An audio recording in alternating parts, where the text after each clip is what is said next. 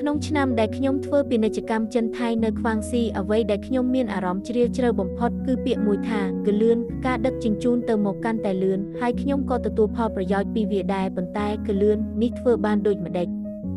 នេះធ្វើឲ្យខ្ញុំចង់ដឹងខ្លាំងណាស់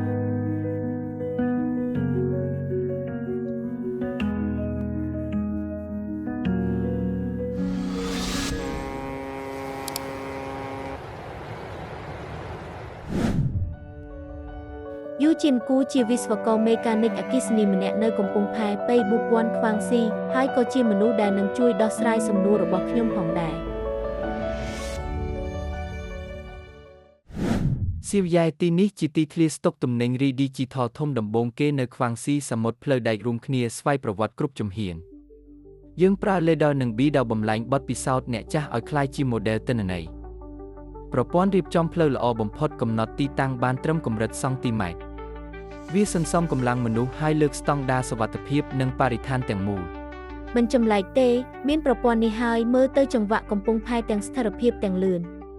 សៀវយ៉ែមើលម៉ាស៊ីនដុំកង់នោះមុននេះអ្នកចាស់ត្រូវឡើងបន្ទប់បើកបោកខ្ពស់ជិត10ម៉ែត្រហើយបើកតាមបទពិសោធន៍ភ្នែកនិងអារម្មណ៍ដៃឥឡូវវាស្ដាប់គឺខួរក្បាលឆ្លាតវៃហើយធ្វើការលឿនសន្សំពេលនិងមានប្រសិទ្ធភាពជាងមុនពិតជាប្រែពីការងារកម្លាំងទៅជាការងារខួរក្បាលប៉ុន្មានឆ្នាំមកនេះយើងរុញឲ្យកំពង់ផែទៅរកឯកទេសស្វ័យប្រវត្តិឆ្លាតវៃនិងបៃតងដើម្បីបង្កើនគុណភាពនិងប្រសិទ្ធភាពជាបន្តបន្ទាប់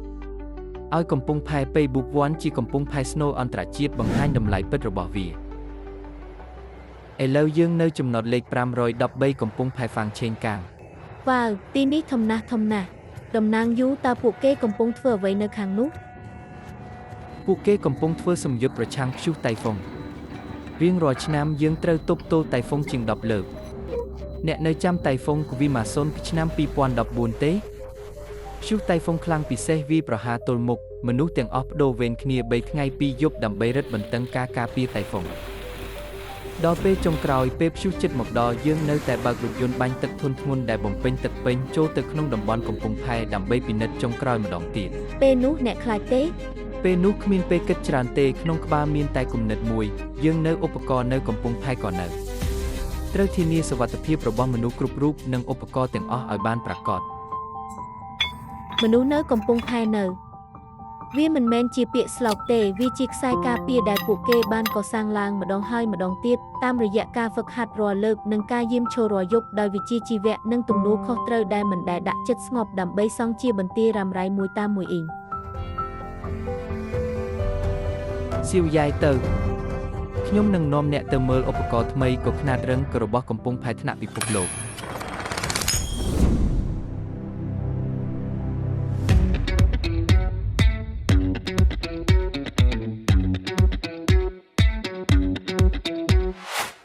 សៀវយ៉ែទីនេះគឺជាចំណតកុងតឺន័រស្វ័យប្រវត្តិសម្រាប់សមុទ្រផ្លូវដែកដំបូងគេនៅប្រទេសយើងហើយជាបច្ចេកវិទ្យាទីធ្លាស្តុករៀងដែលជាវិនិវត្តដំបូងគេនៅលើពិភពលោកមើលក្រោយពេលកុងតឺន័រចុះពីក្បាលហើយវាអាចផ្ទេរទៅតំបន់កុងតឺន័រផ្លូវដែកដោយផ្ទាល់ពិតជាសម្រេចគ្មានការផ្ទេរជុំវិញរថយន្តឆ្លាតវៃតូចទាំងនេះរត់ទៅមកបានស្រួលណាស់ហើយសុទ្ធតែបើកបរដោយគ្មានអ្នកបើកប្រសិទ្ធភាពខ្ពស់ពេកហើយកប៉ាល់ចូលចំណតភ្លាមប្រព័ន្ធចាត់ចែងរួចស្រេចកំណត់ផ្លូវល្អបំផុតសម្រាប់ឧបករណ៍នីមួយគ្មានរងចាំទេតំណាងយូបុគ្គលិកបច្ចេកទេសទាំងនេះកំពុងធ្វើអ្វីមើលគាត់បញ្ជាទៅឆ្ងាយកំពុងគ្រប់គ្រងស្ទូចច្រាំងរាប់ពាន់តោននៅឆ្ងាយជាង100ម៉ែត្រឆ្ងាយបែបនេះតែត្រឹមត្រូវដូចនៅមុខភ្នែកដូចជាមានកភ្នែកមើលឆ្ងាយគឺនឹងត្រជាក់ស្ដាប់ឆ្ងាយពិតជាខ្លាំងមែន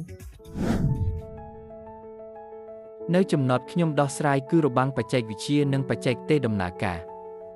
នៅមូលដ្ឋានខ្ញុំដោះចំណុចស្ទះរវាងគោលនយោបាយនិងកង្វល់របស់គេ